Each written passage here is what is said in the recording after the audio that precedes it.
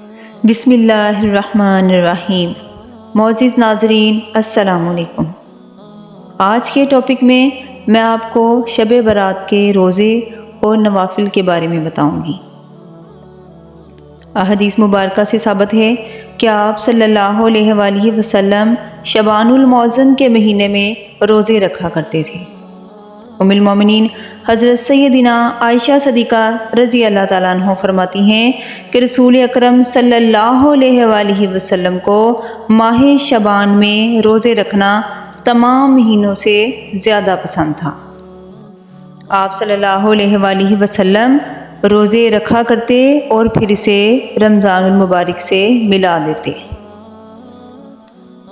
یعنی آپ صلی اللہ علیہ وآلہ وسلم شعبان المعظم کے مہینے میں روزے رکھا کرتے تھے اور عبادات بھی کرتے تھے۔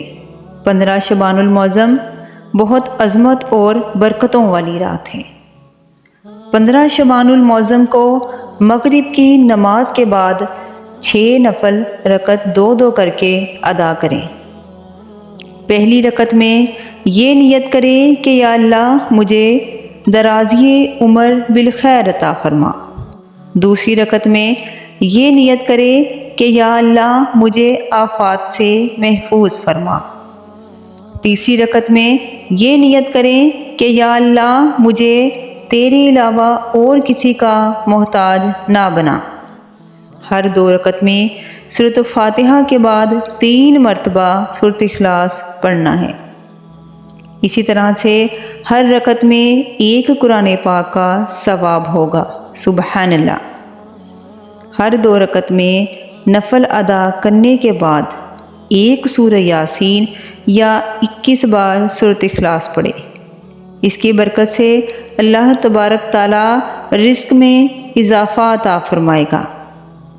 اور رات بھر عبادت کرے، صلاۃ التسبیح کا اہتمام کرے اور روزہ رکھے۔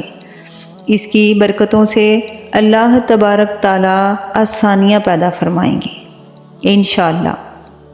اگر آپ یہ نماز ادا کرنا چاہتے ہیں تو کمنٹ میں انشاءاللہ ضرور لکھیں۔